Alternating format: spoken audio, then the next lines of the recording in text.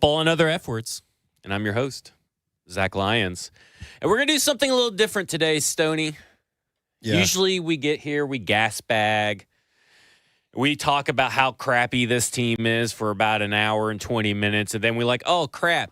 10 minutes to go. We got to preview the next game, the next miserable existence of our Sundays. We spend 45 minutes filling our diapers, and then we wonder why we got to go to the bathroom real quick at the end of the show. So that's what. So we're gonna do. We're gonna save all the bitching, the moaning, the explaining of the Denver game and what it really means for the Tennessee Titans. Okay. After we talk about the Rams game, I kind of want to be happy anyway. Well, you'll get that. Where are you going to find your happiness, I guess? Just talking about Sean McVay and his dreamy eyes. So not Brian Callahan and his dead eyes. I just watched Sean McVay absolutely put D'Amico Ryans in a blender on Sunday. And people wouldn't know that by looking at the box score, correct? No, they would not. But it was a game that, I would say the Rams had it from the jump. I mean, just like schematic advantage, very, very disciplined execution. It's a very well-balanced team.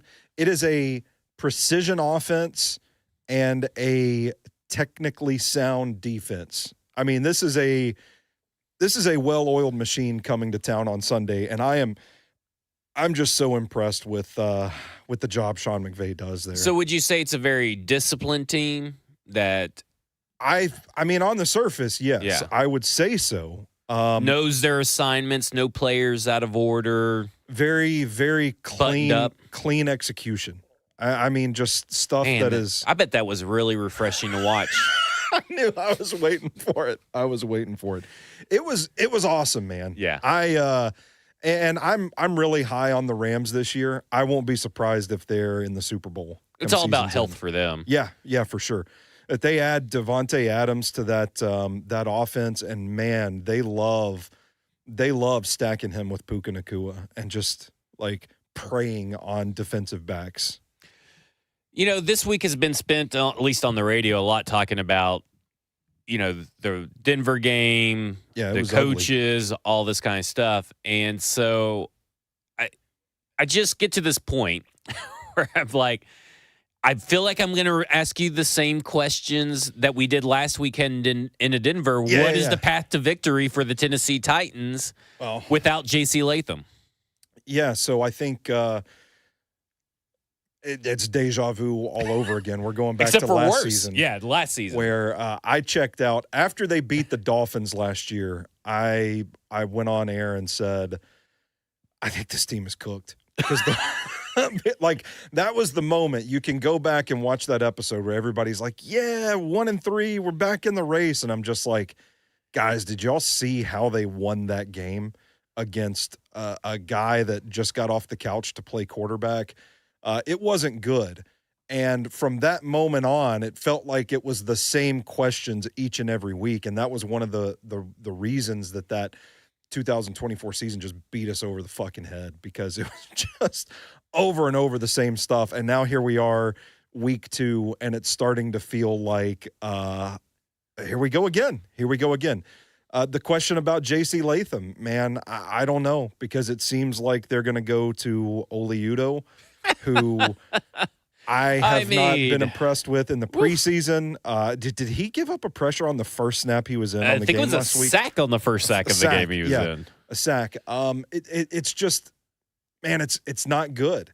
It's not good to have invested so heavily, and this is what we got. And the decisions to go with the tackles that they're going with, I don't personally see it. I don't personally see the upside in that matchup, and it's going to be tough, man, because Byron Young and Jared Verse are two guys that can win. They've got nasty speed to power moves, and they're going to cave in Dan Moore Jr. and Oli Udoh on Sunday, and I think it could get ugly if Cam Ward is not getting the ball out quickly, or if they're not able to run the ball. Well, that's the thing, is that, oh man, I wish I would have brought this up. It just hit me about this, is that A running you can back, still bring it up. Well, yeah, but I wish I would have brought it up to Blaine because it would have made him look like a genius. Yeah. And he typically is in these football matchup situations. But he had said that Tony Pollard has to get at least 80 yards. Yeah. Tony Pollard got 60 yards because they took the ball out of his hand frequently. And in a close game, again, we weren't going to talk about the Denver game, so let's pause. Running the football is very important. It ties into the Rams game. And it does tie into the Rams game, but I want to save the Denver game for a much larger discussion because in this game, don't take it out of your best player's hands. And right now, the only guy that knows what he's doing out there when his number is called is Tony Pollard. Calvin Ridley's number got called on a screen, and he went out and blocked. Tony Pollard is old, reliable, and you have a rookie quarterback, so you need to lean in on the run game in close games. Obviously, you can't do that every time, but guess what? Shotgun over 70% of the time. Yeah. That's probably not going to be the way to win this game either. No. I am just working to chart that red zone drive now. I've got one more play to go. I'll probably wrap it up when I get home. And they run the ball. They run the ball with Tony Pollard, and he picks up 9 yards, and then he picks up 6 yards, and then he picks up 8 yards. And these are all up the middle, if I'm not mistaken, right? And then they get into – because we're watching it here, and we're like, man, they're really grooving right now. They got some momentum. They get into 3rd and goal from the 2, if I'm not mistaken. Yeah. 2 yards to go. And I'm in this studio screaming at you, run it again. And if you don't get it, run it again. Make them stop you. I've said it before talking about this offense. The Jacksonville game was one of those games. And what they do is they get into 3rd and goal from the 2, and they take Tony Pollard out of the game. For Julius Chestnut. Yeah, and it ends in a sack. And Julius Chestnut just signaled to the defense you were going to pass it. Yeah. Because I don't even know if Julius Chestnut, did he even get one carry? I don't know off the top of my head. I'm pretty sure he went in on 3rd downs only. Yeah. But even if that wasn't the case, they never hardly ran it with him. So you were, again, signaling to the best defense and one of the best defensive coordinators, but the best defense in the NFL. Hey, man, we took Tony Pollard out. Guess what we're going to do? Do you think that they thought, hey, if we put in Julius Chestnut, they'll think we're going to run it? I don't know what they thought. Because that's what I'm thinking. That's the thing is that, like, with Sean McVay and all these other great play callers, you don't know what they're thinking because they're keeping you and the defense guessing. Yeah. I mean, that's... With Brian Callahan, I don't know what he's thinking because he's not doing the correct things. Yeah. It's an offense that needs to be a little bit more basic than what he wants it to be. And basic offenses can work in the NFL starting out, and then you layer it. He never wants to layer in the stuff as harder as the season progresses. He wants to throw everybody in the deep end and say, sink or swim, bitches. Well, you're going to be needing a life preserver because this is the Titanic right now. I hope there's room on that door. The way I phrased it on Sunday is that play really felt like it took the offense out of its rhythm. They had a good thing going with Tony Pollard, but for whatever reason, man, this seems to be a trend at this point that I don't think they like Tony Pollard in these short yardage situations. And I don't understand why, though. He's the toughest runner they have. And, I mean, there were times on Sunday when he would take on contact and bounce off a guy and pick up a couple more yards and keep turning. 2 attempts for 2 yards from Julius Chestnut. Don't put him on the fucking field. I'm sorry. It's a nice story, but I mean, like, he's not good. He's not good in the regular season. He looks great in preseason. By golly, what a great story from Sacred Heart. Let him tell that story on someone else's team. I mean, like that. I'm tired of great stories. I want winners. I want dogs. And Tony Pollard is your winner and your dog. And he is a guy that's going to go between the tackles. Quit overthinking it. Does Kalel Mullings... I'm so mad now. Does Kalel Mullings, if healthy, change your opinion of the decision? Probably not, because I think for younger running backs or lesser talented running backs or lesser experienced running backs. I think it's so hard to come in cold. Yeah.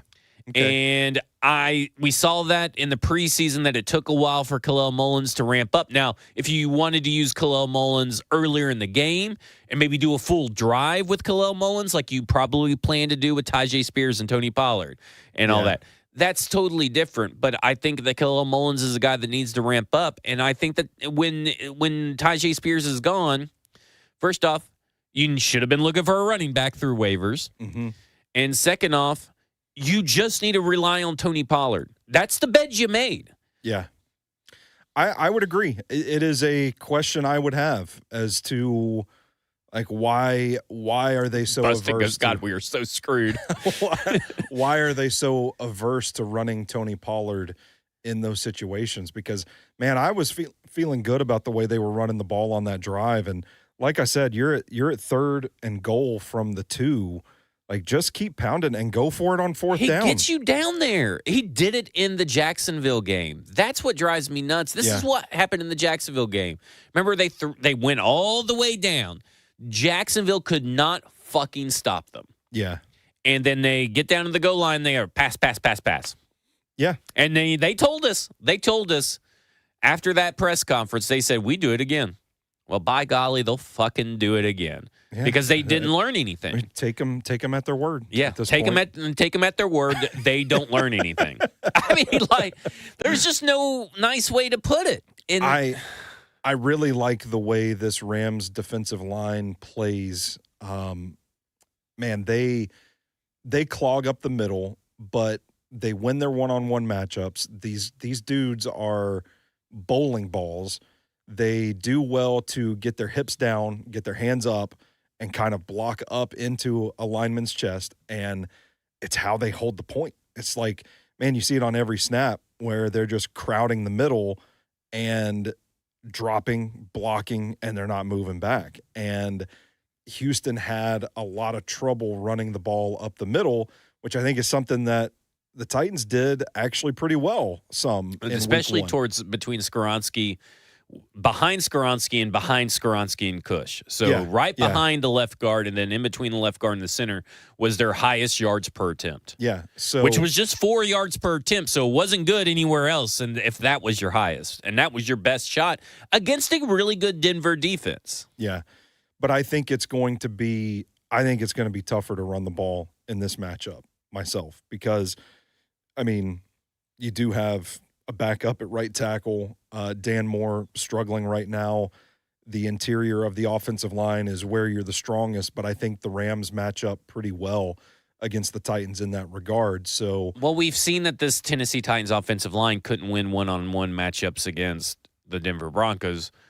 There's no way they're going to win one-on-one matchups outside of Skoronski and maybe Cush and Zeitler now that they have a full game under their belt. Yeah. We can't wait for 4 games for these guys to get into football shape, those two guys. Yeah.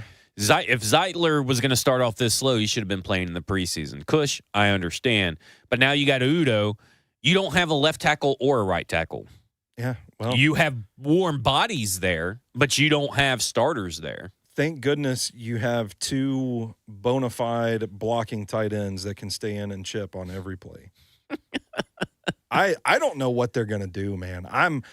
They're like going to just have to go jumbo the whole time. Maybe. This is the John If they go out there and say, Oli Udo, block Byron Young or Jared Verse one-on-one because that's how my offense runs, get bent. That's just where I'm at. Like, that's just not good coaching. If they ask him to do that, Oli Udo's guts are going to be laying at the feet of Cam Ward. And probably Cam Ward face down in those guts. Yeah, it's a tough matchup. Now, the silver lining here for people in the chat, I don't know if we're ready to jump off a cliff, then maybe I can provide a little solace here. If the protection does hold up. No, there's nothing good in the chat for you. No positivity in the chat. I think they can really cook against this Rams secondary. You think so? Because this pass rush, I guess because if you can hold off the pass rush. Well, that's what I'm saying. Yeah, but if the coverage holds up. But it's like Ross last week saying, well, if they can hit screens. Yeah. And guess what? I told everybody for them not to run a screen, and what they do, go out there and try to run a couple screens. Yeah, that's the adjustment that Houston made in the second half last week. They started trying to get around that front because, man, you got these guys, Kobe Turner, Poona Ford, Tyler Davis, who I loved coming out of Clemson a couple of years ago. There's no room in the middle to run the ball. So Houston was like, all right, well, let's get the ball on the outside. And they were able to make some plays that way, but you kind of get away from what you want to do. And so, excuse me, my goodness. So in that sense, it is kind of like, well, yeah, if they can hold up in the protection, they can, I think they have some receivers that can separate and get open against these guys. I think the Rams, I know Nate Landman was like the NFC Defensive Player of the Week. Really good effort punching out a ball to clinch the game. I wanted for the Rams. Titans to sign him at some point last year. Really? Mm-hmm. Oh, that's interesting. I wasn't familiar with his game. But I do think that their linebacking core, basically the way I framed it was, if you can get past this defensive front, if you can get the ball behind the defensive front, you've got a good chance to make some plays here. It's just you're asking, it's like asking the moon not to come out at night. Don't come out tonight, Moon. TK has some positivity for you. Okay, let's hear it. You ready from TK? He says, here's some positivity. Brian Callahan could still get fired before Sunday. It's not. Y'all are hateful. Y'all are so hateful. I'm not ready to blow up the coaching staff. I know that's not going to make me very popular, but I don't think it's a good thing. It's not gonna help anything this year.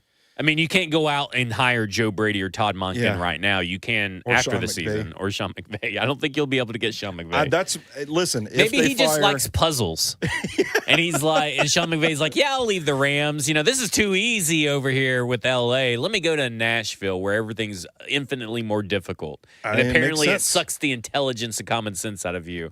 It makes perfect sense. The big thing about Oliudo was touted as, well, he's got loads of NFL experience, except for it's all bad. Well, they didn't say it was good. Well, they just said he had experience. They really made you think it was. I mean, he had that one good year where he had 118 snaps and only allowed pass blocking snaps and only allowed 3 pressures. Other than that, he's been absolutely dreadful. Yeah. It's real interesting this. Let's stick with the Rams just for a second. Can this defense, without Tavondre Sweat, maybe? No. So it sounds like you believe less in the defense than you do the offense. I'm telling you, man, if that team that showed up in week 1 comes to Nashville, I think they're going to be in trouble. So what is the real path to victory? Ask your question. I was kind of being a smart ass. No, that answers it. It does sound like you have less faith in Denard Wilson versus Sean McVay than Brian Callahan and Chris Shulo. Which would be counterintuitive to what you saw last week, but let's also remember Sean Payton may have Parkinson's or something. Yeah, Sean Payton was going through it on the sideline. Somebody needed to hand that man a Cliff Bar or something. I was highly impressed with Denard Wilson's defense in week 1. I'm not trying to take anything away from it. Yeah. I think he did coach his ass off. You have to admit that we saw something. He coached his ass off. While we didn't see anything differently from Brian Callahan, we saw something totally different than from Denard Wilson. Well, I just don't know if it's actually sustainable. Well, everybody was healthy for one, and to me, I think that game last week, that's the extent of the vision for this defense. I thought, I don't know. I'd be curious to hear what Denard would say about it, but to me, that was you just went out there, left it all on the field. You pitched a perfect game. That was your fastball. And so is that fastball good enough to get past a home run hitter like Sean McVay? I think it's more about the personnel and the injuries, the limitations, that sort of thing.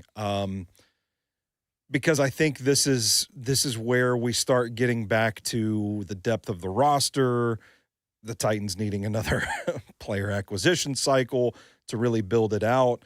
As you start talking about, like, if T'Vondre Sweat's not there, T'Vondre Sweat played a hell of a game on Sunday. Yeah.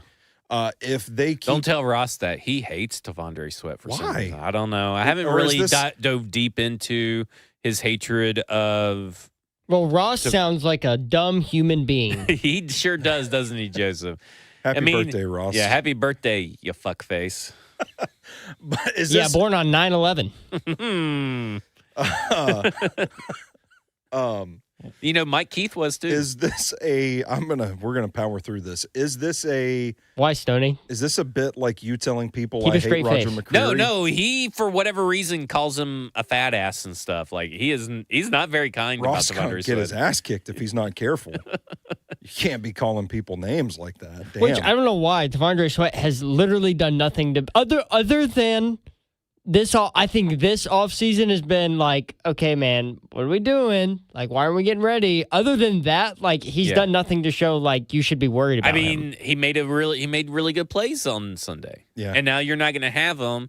Whereas now it's trending. If you look at the Rams report, it's trending where they may only be out one offensive lineman instead of three that were missing yesterday and did not practice. It's now looking like maybe only one is missing on Sunday. So the tide has turned back into the Rams' favor. Was it ever out of the Rams' favor, Zach? Let's be honest. No. Once J.C. Latham said that he was out, and it sounds like he's going to be out for a while, pack it up. Cool. Is Steve Avila playing on Sunday? No, he's the guy that may be out. Oh, man. Mr. Fee-Fi-Fo-Fum himself. That's a big, plotting motherfucker. I do like Jeffrey Simmons up against a potentially weakened Rams front, but he's going to need more help than just Jeffrey Simmons. So here's the thing. Good luck.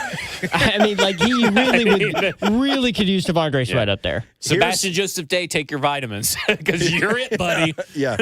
Who also played a really good game out of his mind on Sunday. James Lynch, we're going to need you.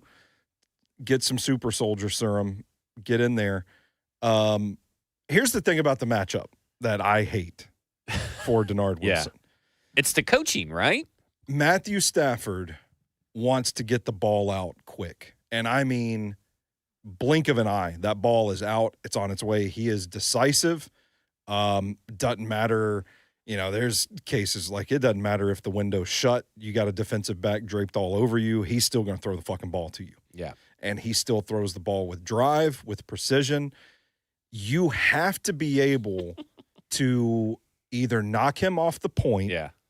And maybe, so I did notice that he does drop pretty deep. I wasn't like counting the steps every time, but he does drop pretty deep. It's probably because that offensive line. That's exactly what I was about to say. I know that can be a remedy for an offensive line that can't protect. And so I'm wondering, like, you know, Denard threw a bunch of corner blitzes, safety blitzes. I'm like, I wonder if you can capitalize on the speed of your defensive backs to attack from a wider angle and maybe close on some of those sacks when Stafford does drop deep. Maybe that's your best chance at winning this matchup. But I don't think that the Titans have the personnel to get to Stafford quickly. And so I think that's going to enable him.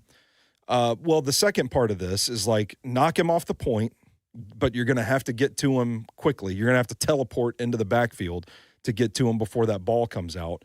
Or if the coverage holds up, then he has no escapability whatsoever at this point in his career. I mean, bless his heart, watching him trying to tuck the ball and run is like, you know, watching a man swim in quicksand. And if you could do that, then you can buy time for the pass rush to get home. Either way, you're looking at Jarvis Brownlee, who is committing penalties like every 5 snaps that they play. You have L'Jarius Sneed, who they're going to play like 14 snaps and then put him on the bench or whatever. So you're going to ask like Darrell Baker Jr. and Roger McCreary and Marcus Harris, like, go be perfect against Devontae Adams, Puka Nacua, Jordan Whittington, Davis Allen, this cast of guys that the Rams use. That's where I look at the matchup and I'm like, good luck, Mr. Wilson. Good luck. Because you're counting on things that we have no evidence that you can do. That they could do, yeah. That's unless L'Jarius Sneed is off this pitch count. And T'Vondre Sweat's out too, so they might just all these misdirection runs that they do, they might just run the ball down your throat all day. It's a personnel thing. It's gonna have to be Cam Ward and Jeffrey Simmons willing this team to victory. Yeah, I would agree. That's really what it all boils down to, and everybody else has to do their job, right? Yeah. Because if you look at the touchdown on J.K. Dobbins, yeah, that 19-yard touchdown, they've been doing a good job against the run, and all of a sudden Cedric Gray has a brain fart, and he takes the wrong gap and the wrong angle, and then then Amani Hooker misses a tackle, and then Quandre Diggs gets caught with his feet planted and not moving, and it reminded me of the Breece Hall or Braylon Allen touchdown. Yeah. Jets game. Did you talk about that play with Blaine? Because I did. I specifically asked him about that play because I thought it was really weird because Femi was out lined up as a inside linebacker next to Cody Barton and Cedric Gray, if I'm not mistaken, was the order. I think it was Femi, Cody Barton, Cedric Gray. Yeah. And they all crashed to the same area, and he said Cedric Gray screwed up. Okay, that's what our theory was. I don't know if we talked about it on Titans Talk Back or if we were just bullshitting in here eating pizza watching the game.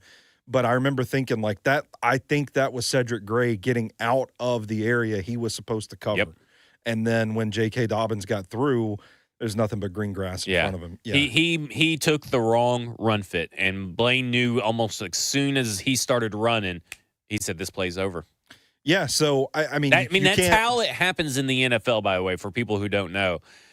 You have to know everybody else's assignments, and you have to execute yours because it takes half a second for a whole play to crumble off one guy not doing his job. Yeah, so I mean, you can't have that if you're going to beat the Rams, right? It would they would also, and we have not seen that from the Tennessee Titans that they are able to ever pitch any kind of competent, perfect game. It would also help the Titans if the Rams plane landed in Argentina on Sunday. Yes, they fly in and just hop off the plane and go to the game, right? Yeah. Okay. I mean, it's bad. I mean, and I guess the path to victory is through special teams?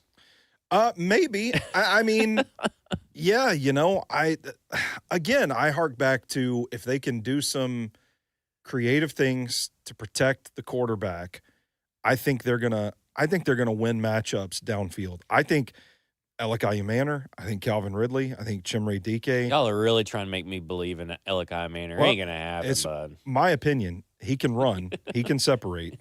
And I think if you can get him in spots where it's one-on-one down the field, I think they can create some explosives. Here's the thing with that, though. You don't have the offensive line to send three people down the field with no outlet. I agree. Sorry. I agree. I mean, can we at least use our common sense here, offensive play caller? You get to a point where it is like you're damned if you do, damned if you don't, because if they didn't do any mesh plays. Where were the mesh plays? I don't know.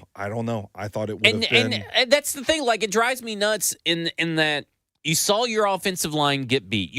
First off, let's start here.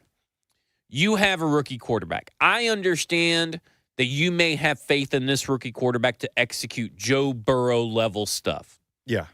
I understand that. But even as a rookie, Joe Burrow could not execute Joe Burrow-level stuff. Mm. And you are asking him, like the first sack that he took, yes, Cam Ward needed, as soon as he planted his feet, needed to take the honey hole shot to Chigakonkwo. Instead, he has a bad offensive line. He doesn't do that. He panics and takes the sack. Here's the thing. That kind of play that you're asking him to make, I get that you can ask an NFL quarterback to do that, but what are the chances that a rookie quarterback hits that shot 9 times out of 10? It's not. It's a low probability shot, and then you have nobody in front of you because Tony Pollard had to stay in. Mm-hmm. The second sack, he sends 3 people on the side of the field without using the other half, really other 3/4 of the field, which was a weird tendency to this game for whatever fucking reason. He decided, I'm just going to use like 10 yards of the width of the field. He calls a play where 3 guys are way downfield. No outlet. So if you're gonna, here's my thing. If you're going to keep people in to block, don't blame you. You guys put together what so far has looked like a pretty bad offensive line for.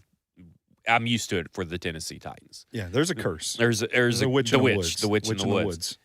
But you have to give your young quarterback an outlet every play. Every play has to have an outlet. Mm-hmm. You got to have a guy that chips and goes out. You got to, if you are sitting too deep, you got to have a guy that runs a crosser. You should be attacking the middle of the defense where there's no Dre Greenlaw instead of attacking the defense where there's Patrick Surtain. Yeah, which is something. Wasn't it Nick Holtz that said before the game, like, we're gonna send guys deep? Yeah, like, it's all well and good. Well, and thank you for telling the defense that's what you're gonna do. It's all well and good if the protection holds up. Yeah. So I don't know, man. It seems like there's a little rigidity there. And with the Rams, I don't think you could take you can't have long developing routes. With this offensive line, I said the same thing about Todd Downing and Tim Kelly when they had bad offensive lines. Mm-hmm. Said the same thing last year. I think you can do that. I understand the need to want explosives. But if you're only trying for explosives, then you're not giving them anything to fear in the middle of the short area of the field. And I feel like they always want to go for the home run routes and the home run runs instead of just taking some crossers. I do wonder what I'm so mad. You've made me already mad, and it's not you. What did I do? This conversation always just drives me insane. I do wonder what the counter to that is. Like, why wouldn't you kind of shift and start? Because he doesn't want to. That. I don't know. I mean, I think it's fair. There are some plays left on the field in week one. I think it's fair to say. I think that's a bad thing. Can I say that real quick? Well, just hang on. Okay. Let me just finish. The point I wanted to make was just like, oh, well, if we hit these, then it's a different story. And I think that's true, but you still have to factor in the probability of hitting those when you call them in the future because you're not showing that you're capable of hitting them right now. And I think that's where the adjustment comes in. It's like, why don't we take a step back and maybe do some more short, quick, intermediate stuff and then go back to those once we're in a rhythm and we're cooking a little bit. Yeah. I would say so Sean McVay does. Yeah. Well, I agree with that. And I think it's a bad thing when we as the media get on here and say, well, if he would have just caught the ball, that could have been explosive. I've kind of changed my philosophy over this conversation in thinking that, well, we know they can't hit those. So why call them? So why call them at this point? Okay. You got to set those up. And I think what he is seeing is that, if he just catches it, so the play works, so I got to keep calling it until it hits. Mm-hmm. Because it's not my fault that it's not hitting, it's the player's fault. What if it does start hitting, though? Well, if it starts hitting, that's a totally different situation, but we're dealing with ifs and hopes. Yeah. You know what I'm saying? Like, you have to deal with what you got in your hands. You can't call Cincinnati Bengals plays without Jamar Chase and T. Higgins at the helm. Now, obviously, an offensive line doesn't matter because they're just going to let Joe Burrow get killed up there anyway and end his career like Andrew Luck. Isn't that crazy, the parallel between those two units, the Bengals and the Titans O-line? Maybe this is where it's shifted my philosophy on future coaching hires. Hire coaches from good teams. Teams that are well built. Like Sean McVay. Go hire Sean McVay. Look at Matt LaFleur, right? Mm-hmm. I mean, I'm just saying that's the route I would probably go. I'm going to the Ravens and Bills because that's what modern NFL teams look like, both offensively and defensively. And someone sneezes before the line, or after the snap, someone sneezes and misses their assignment, the whole play doesn't just end. Yeah. The Tennessee Titans, all the plays in because they don't have the players. And this kind of goes back to building a team. And I get that they're devoid of talent. But a panic signing like Dan Moore for $82 million sure doesn't look good. I'm glad you said that because I wanted to revisit that because I'm just curious I'm curious to gauge the temperature of our viewers tonight and you as well. And Joseph, I'm hot. If he's awake, I can't see. I just see the back of his head. But if there's been a lot of justification this offseason by saying, well, it's the best they could do. They had to do it. And I get that philosophy. And I think for the most part, I agree with it. But if it's not good value, what do you think the reaction would have been had they decided, well, we're just going to pass. Maybe we'll add some Oliudos to compete, and then maybe we go spend like our second-round pick on a left tackle.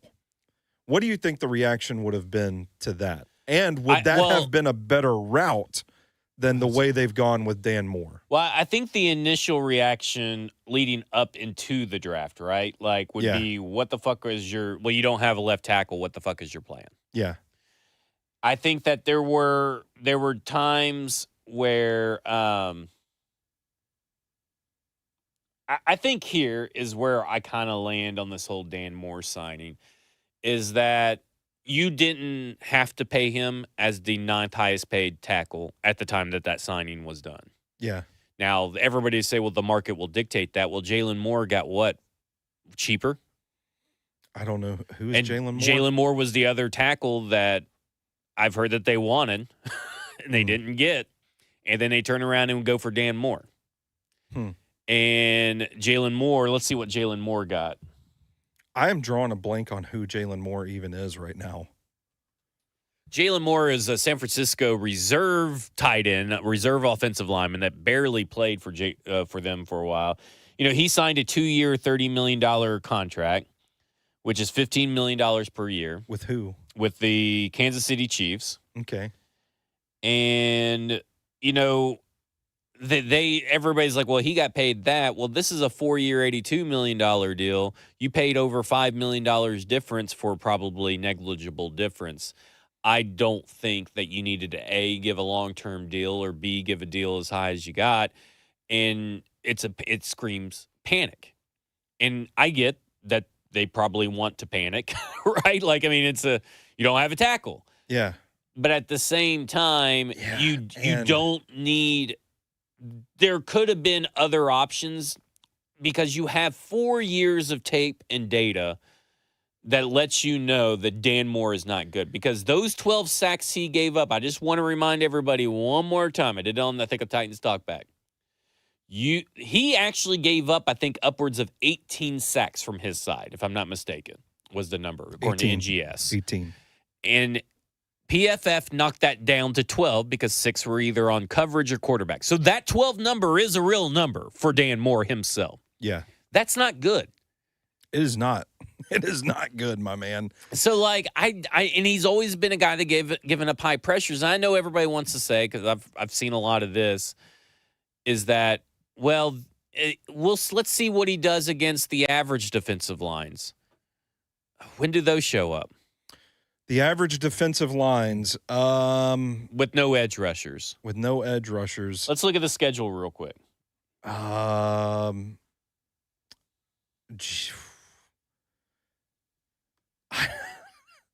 Yeah, let's look at the schedule, because I'm curious about this, because everybody's going to say it cleans up. It clears up after Okay, so Houston. Colts is next.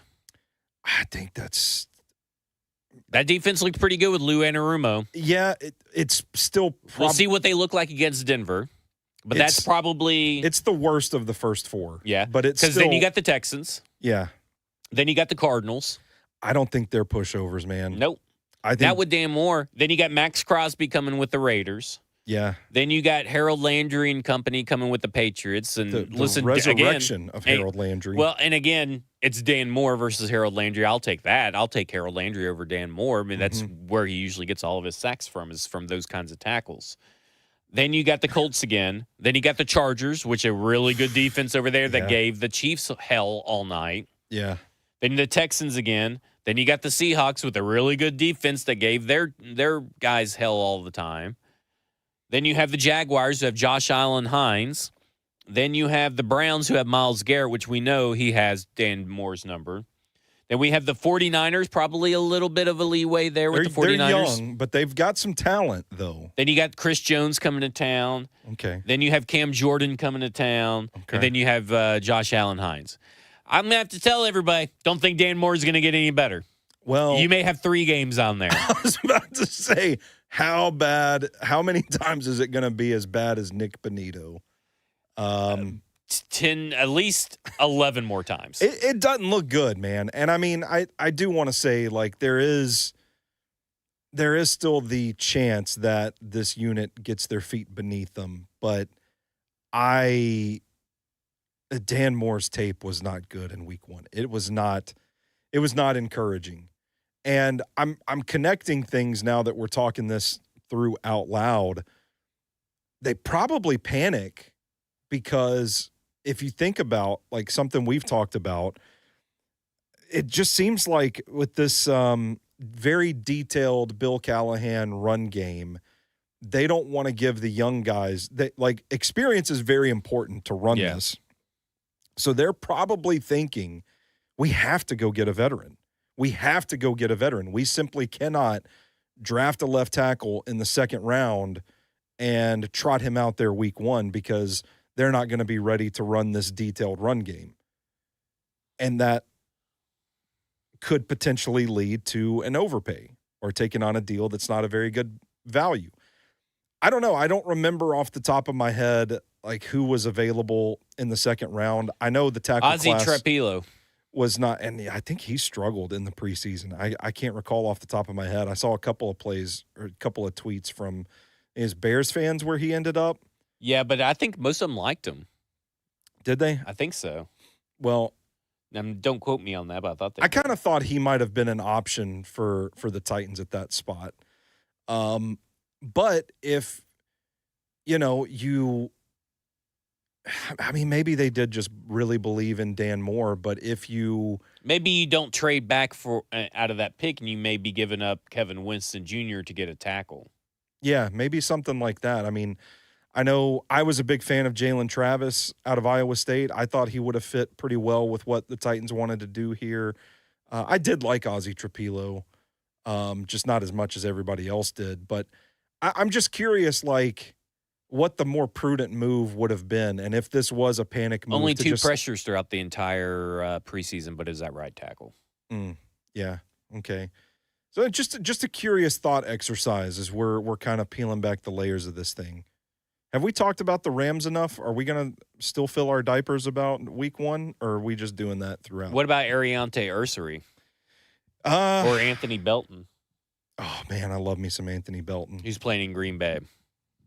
I loved me some Anthony Belton. And he was a guy that, we talked about. He went 2 picks after Femi Oladejo.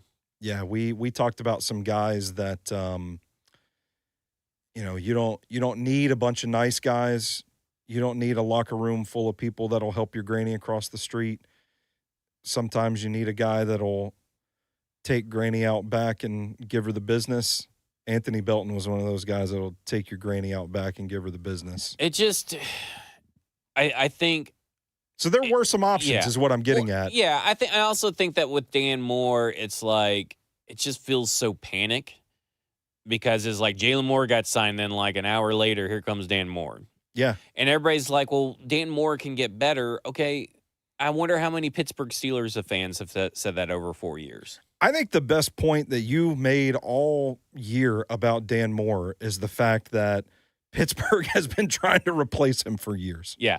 And most of the time, his replacements have gotten injured. Yeah. Not because they haven't been good. Yeah. And so they obviously knew that he was not a viable long-term starter. Mm-hmm. And if they were, you don't let those guys leave the building. No. You get what I'm saying? I Like get what the you're saying. Steelers were like, didn't even attempt to bring him back. Yeah. They were glad to be gone of him and be rid of him. And that may come back to bottom of the ass if someone gets injured or whatever. But it has yet to see why.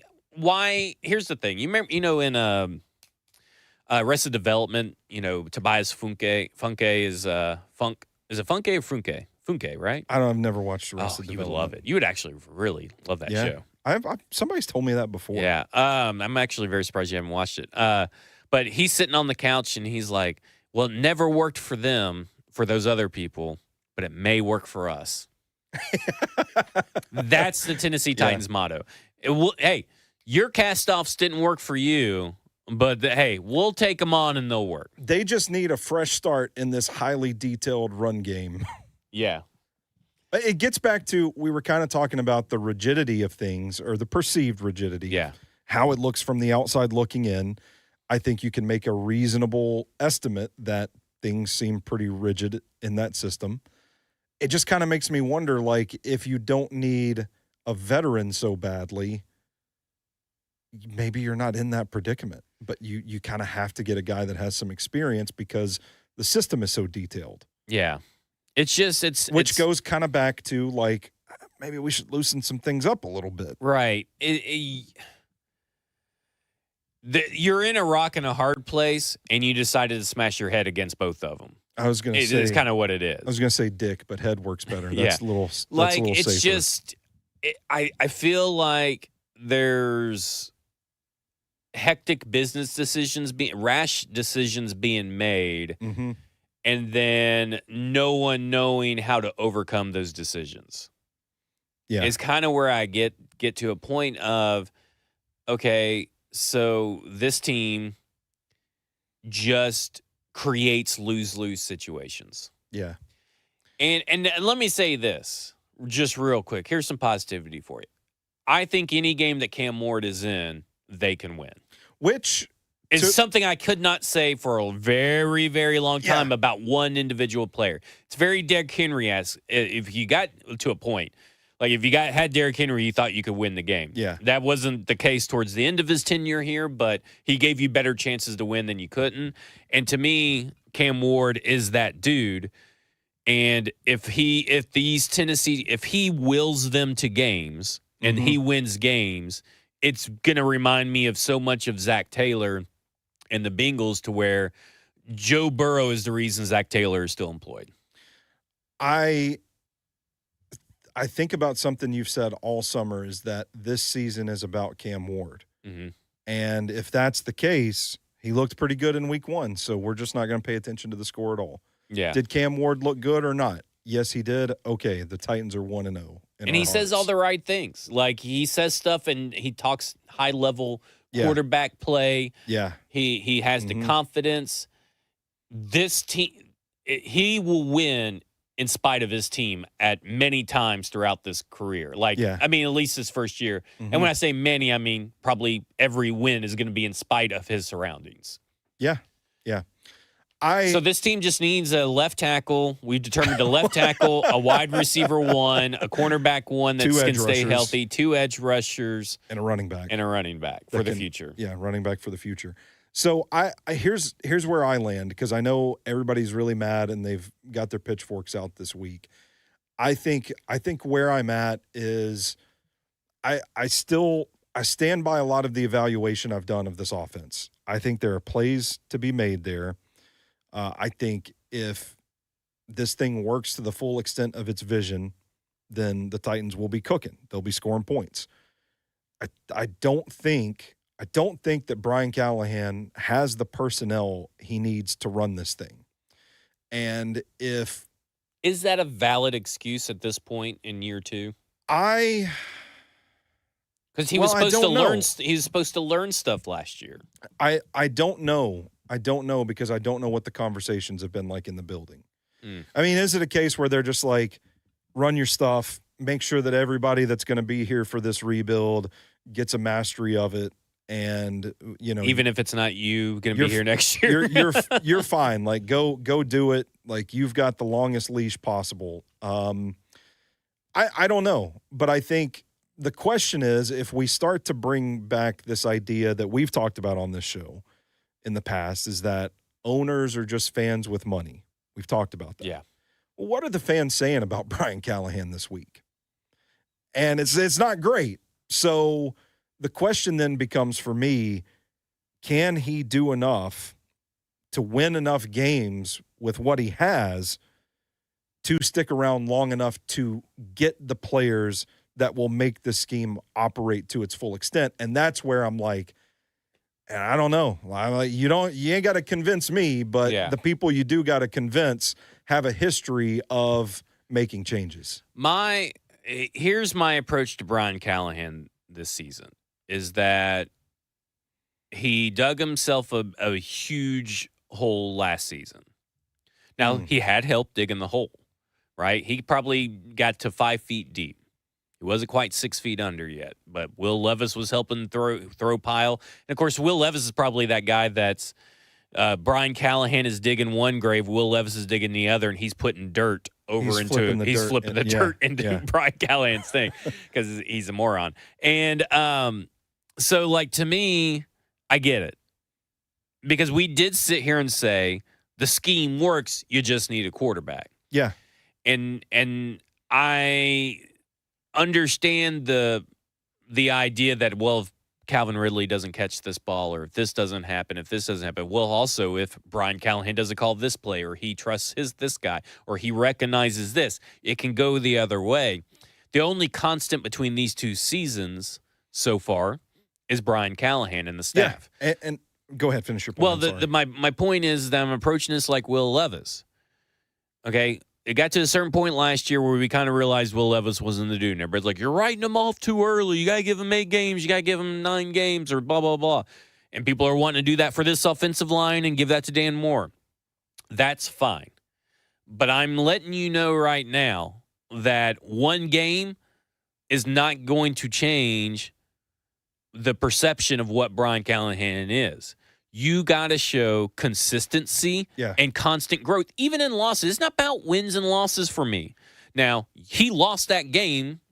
He was a good chunk of losing that game. Mm-hmm. Now, Calvin Ridley, offensive line, Jeffrey Simmons doing the personal foul. There are other things there. Cedric Gray missing that assignment. There are other things there.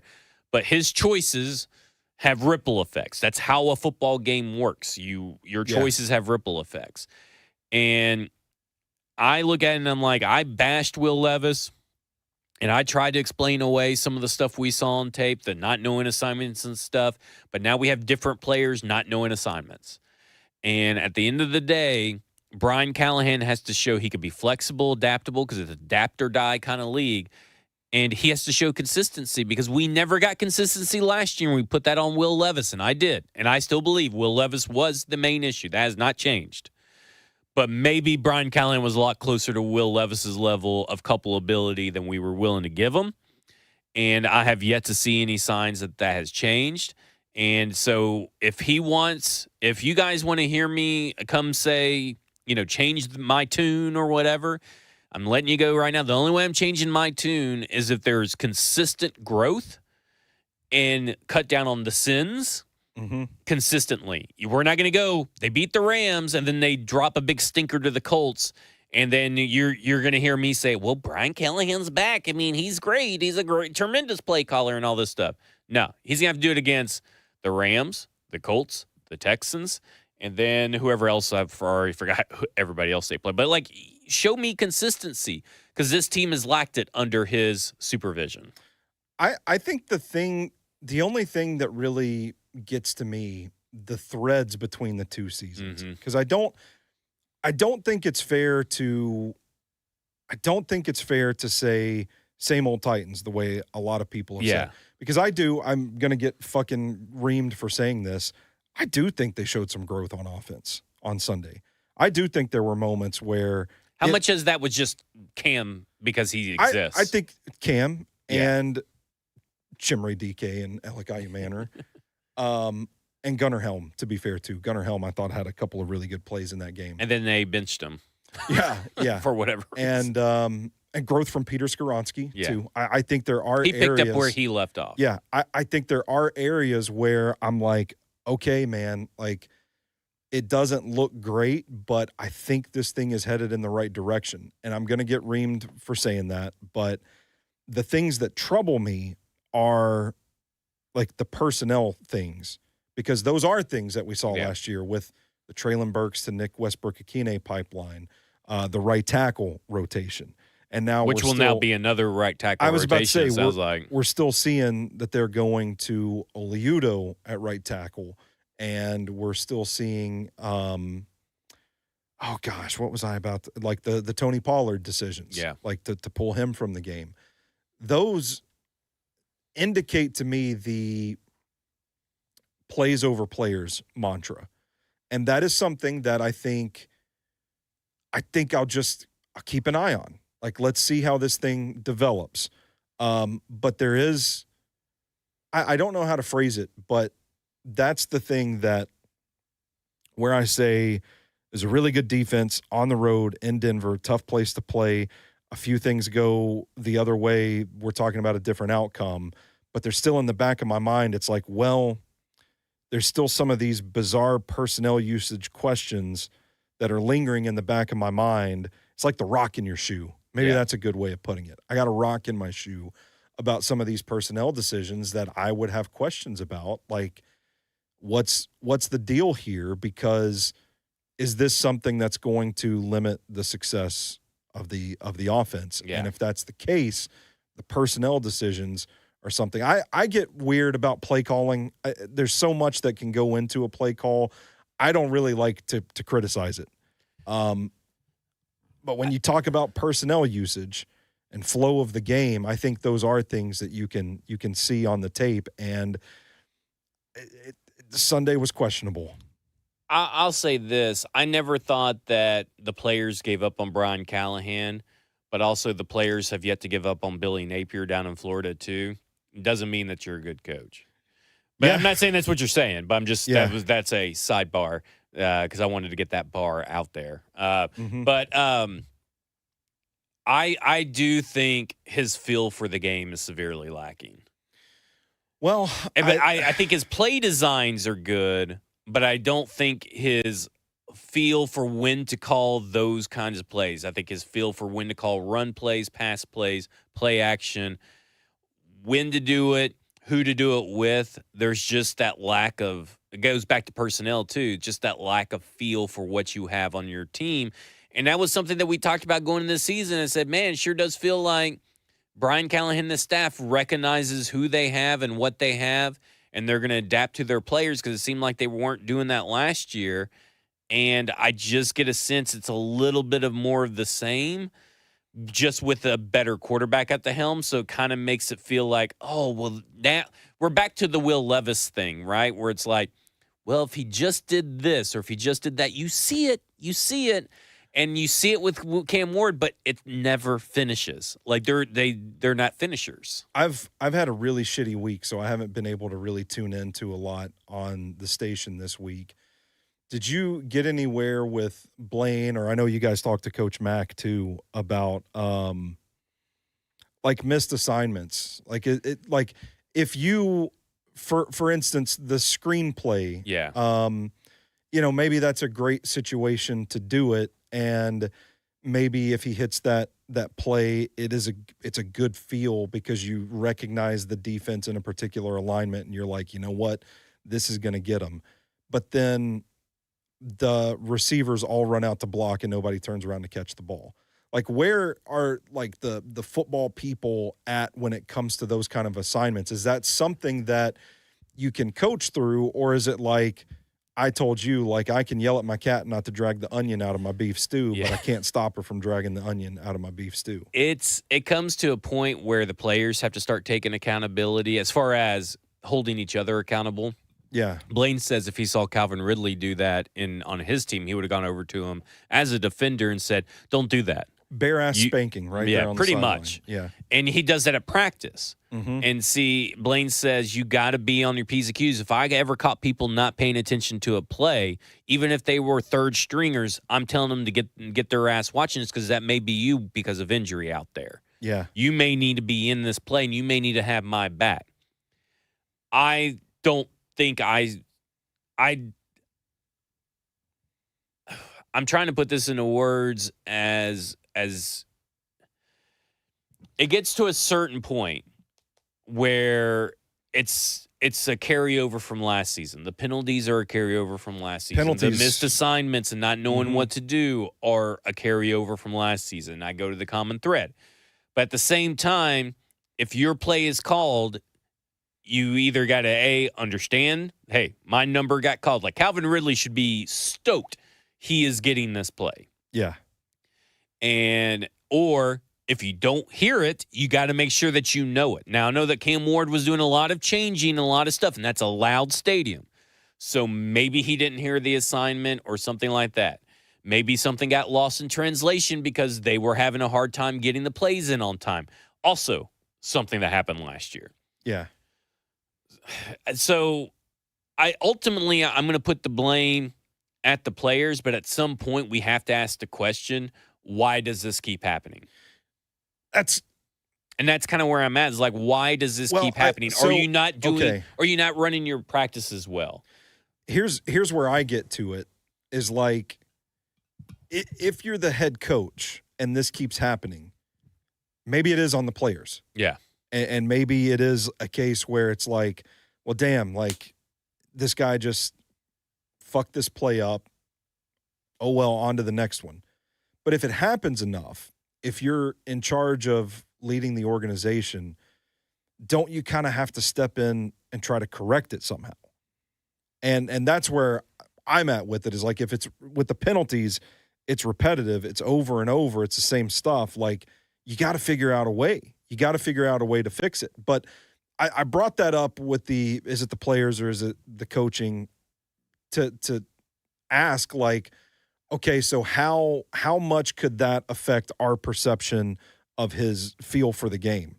Because I do think there are moments when, and he calls stuff. There was some stuff in the Detroit game last year, not to bring that up again. Yeah. We're already mourning. There was some stuff in that Detroit game where, like, he had the Titans receivers who were busted, their knees crack when they get out of bed in the morning, can't separate for shit, were winning matchups against the Lions secondary. And I think it was the Lions game. Now that I'm thinking about it, it might have been the Bills game. I can't remember. So it's like, I do think there's a feel for the game, but it's not consistent. I don't think it's consistent. And that's why I have the questions. Is it inconsistent because he doesn't have a feel for the game? Is it consistent because the players are fucking him over? And if the players are fucking him over, how can he coach around that? And those are the things where I think we start talking about evolution and adaptability and that sort of thing. It's like, where do you go? How do you fix it? That's what I want to see from him to eliminate this stuff. It's hard because it's also 52% roster turnover, right? I mean, the only guys that are really new or old are your offensive linemen, Tony Pollard and Calvin Ridley and Chig. Everybody else is new. Yeah. And we're talking about just 2 offensive linemen, now 1, because Lloyd really only played 8 weeks. But, like, at some point, the coach has to realize whatever I'm doing during the week is not translating to the game. Or maybe it is what you're doing in the week is translating to the game, is another way you could look at it. Yeah. Is that I know he changed his approach to the offseason on these penalties and sins, and I have no problem with him attempting that. I have no problem with the method that he chose. It's been very successful for a lot of other teams. I see videos of Jeffrey Simmons and Arden Key in a week of losing after coming off, and, you know, Arden's trying to take a nap for whatever reason in a busy locker room. Just go home, I guess. I don't know. Yeah, sometimes you got to do what you got to do. And then he's getting juice poured on him, and, like, the locker room is a little crazy. I mean, do you want to, while we're at it, the world's falling down, do you want to revisit do they have the right people in leadership position question? By the way, that video was before practice. Oh, well, I mean, either or, you're not focused on practice, I guess. Napping before practice. I don't know. I guess I just am to the point, Stoney, where I think what has happened is I think Vrabel's way was too grating, and it wore down players the way that he controlled everything, every aspect. Mm-hmm. And I think that Brian Callahan is too loose with it. And you got to have someone that kind of lies in the middle that demands respect, discipline, but also lets players be themselves and have their personalities shine through. But when you're stepping out on the field and at practices, you are locked in. You are locked the fuck in. And when you go to games, you are locked the fuck in. Someone like Sean McVay. We're not getting Sean McVay. But what about Joe Brady or Todd Monken? Let's go with those guys. I like Todd Monken. Todd Monken's an experienced guy. I don't even want to have that that's and how sad. can I listen? That makes me here's sad my to thing think too: about. is how can I, as a coach, not know the rules and then get mad when my players don't know a play? That is where I think things get a little slippery, and I know. And to be honest, if he's fallen on the sword for someone, that's fine.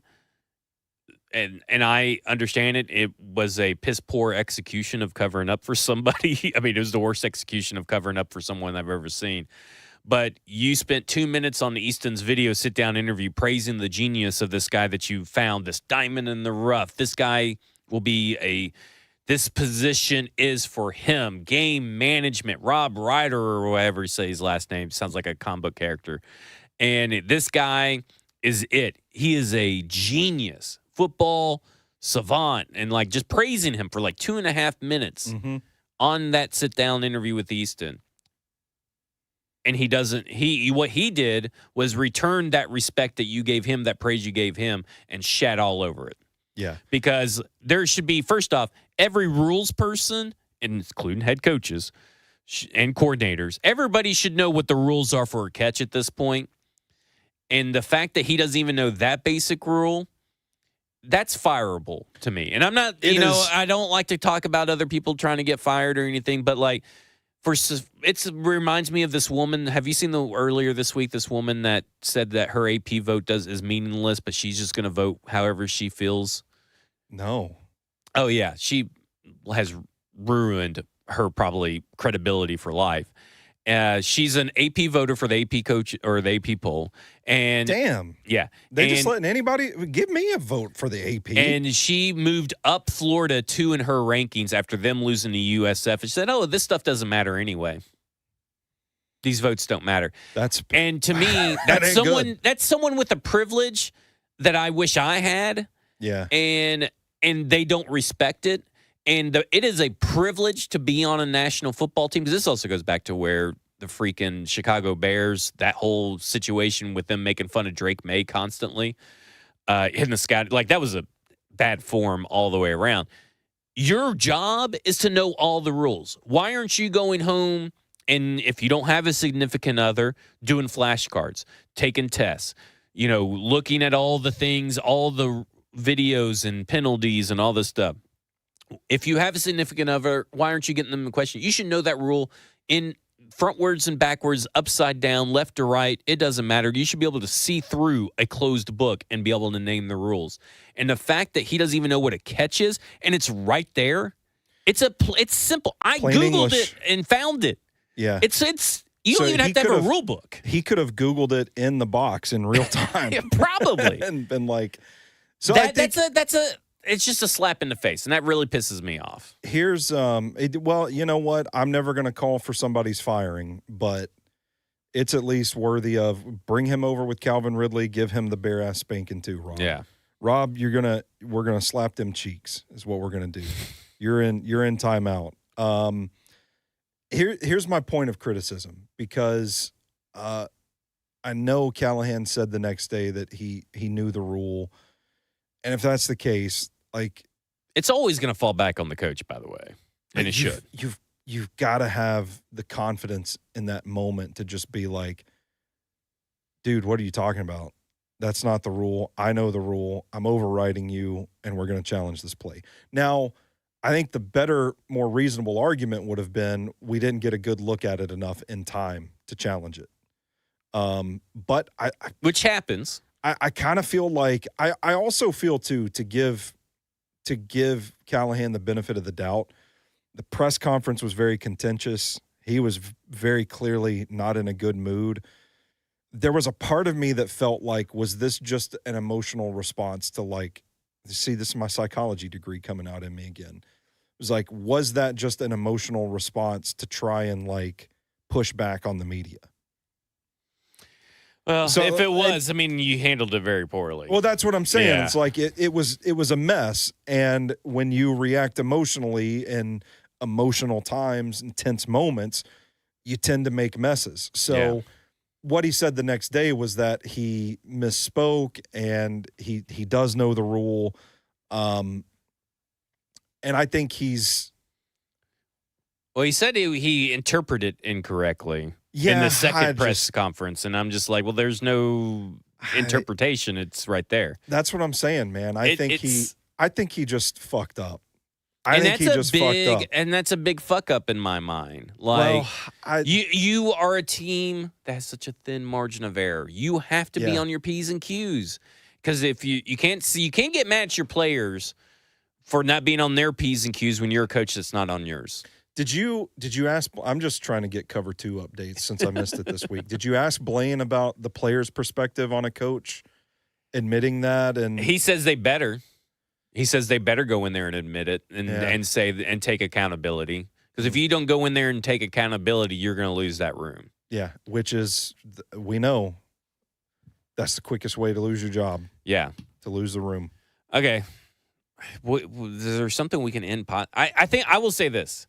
Again, in spite of whatever I may feel about, the current coaching situation and where it's trending, what this team actually is going to be this 17-game season, I do think that Cam Ward showed enough in that first game and has the poise that you're looking for as long as they don't beat it out of him throughout this year. Yeah. And he ends up on the sideline like his dad was in the stands, holding his heart. About to puke. That they got him a guy. And I don't – what kind of buttons did they press? Are they pressing buttons in there? What are they I don't doing know. In there? I don't know. I just see a middle finger. Yeah, that's Jackson's little nubby hand.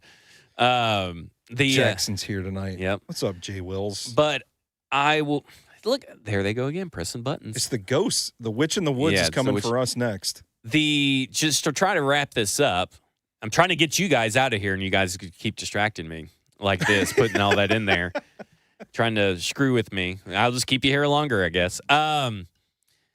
Cam Ward is that guy. Yeah. Mm-hmm. And I'm not afraid to ruin him. I don't think that he can be ruined by a coaching change. And I think they got to be very careful of walking the line of how much is Cam Ward carrying Brian Callahan, and how much of Cam Ward's growth and victories are because him and Brian Callahan actually work.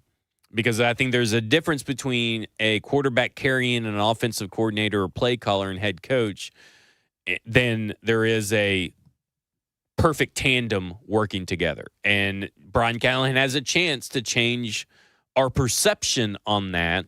Yeah. But he's got to get to it. He can't wait till the last 4 weeks and try to trick everybody into giving him a job next year and he should keep his job. He needs to start showing progress this week.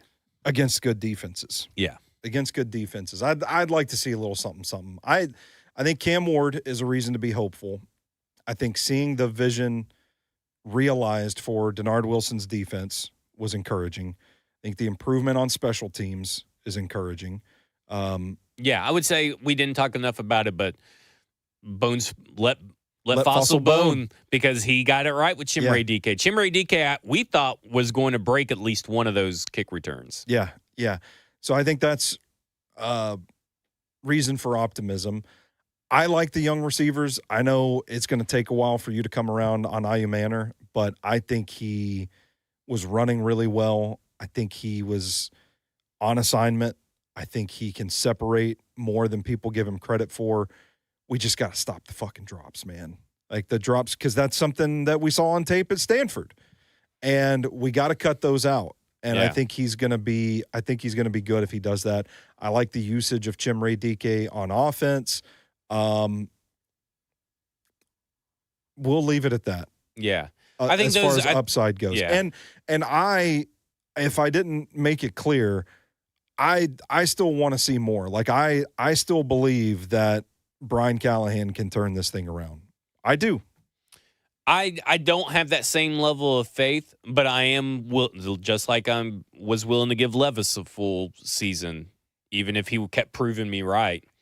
I am Okay, we're trying to get out of here. Can y'all quit derailing the show in there? They're smiling and laughing. God. In there. These kids. These guys, these children. My goodness. But at the end of the day, he's going to have to prove me wrong at this point. Mm-hmm. Like, Will Levis had to prove me wrong. Denard Wilson still has to prove me wrong about this pass rush plan and that his defense can't actually be this consistently because we saw the same defensive performance last year in the Chicago game. And we saw how that ended up, and whether that's the offense's fault or the defense's fault or the personnel's fault, doesn't matter. This is the hand you're dealt. This is the reality we live in. The world we live in is this timeline, this multiverse. This is our team. So this is the team I have to judge you off of. And so Brian Callahan's going to have to earn that trust back that I think that he can do this because he buried it. I hate to disappoint Ed Henry tonight because I love Ed Henry, but I don't think we're getting fully engorged tonight. Yeah. I mean, just a reminder that we are now four games of four, I guess you could say 1 3/4 games of Cam Ward, if you want to include the preseason as 3/4. And he has yet to throw a touchdown. Yeah. And we are very saddened by that right now. It's okay, man. I think it will be fine with Cam Ward. What if he never throws one? Then we have huge issues. And if he hasn't thrown one, I mean, if he doesn't throw one on Sunday, yeah, I might start getting a little. I mean, Bo Nix didn't throw a touchdown his first two games, but Bo Nix was on a better team that can afford that. Didn't he end up with like 28 touchdowns or something crazy like that? Yeah. Yeah. But he also has Sean Payton, shaking Sean Payton. Shaking Sean Payton. We shouldn't say that in case something is actually wrong with him. But Zach's going to get canceled. Hashtag cancel Zach Lyons. Everybody spread it on the internet. I wasn't the only one that saw it. Bustin saw it too. Yeah. You saw it. I saw it too. Yeah. Joseph saw it. He was talking about it. It was on like Monday. the Oklahoma State quarterback. Cancel Zach and Joseph. That clip where he's like calling for the play. Yeah. I just, That was Brian Callahan on Sunday, really. It was tough. Well, he was shaking because stuff was running down his legs. Yeah, that's like that Oklahoma State QB. Do you guys feel? I'm honestly a little surprised at the backlash against Brian Callahan this week. I am not surprised that backlash happened. I'm surprised that everybody's in agreement. Because the Tennessee Titans fan base never agrees on anything. It felt like there was a lot of hope going into the season. And then all of a sudden, after one game, it felt like everybody said a bunch of stuff that they've been waiting to say. I will say it's not one game. Why? It is 17 games of last year plus one game.